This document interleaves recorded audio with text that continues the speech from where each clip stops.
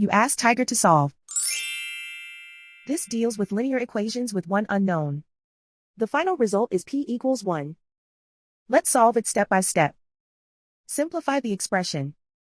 Group like terms. Simplify the arithmetic.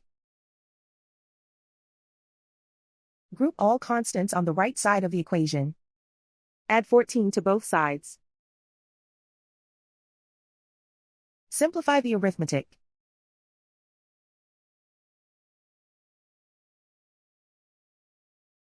Isolate the p. Divide both sides by 14. Simplify the fraction.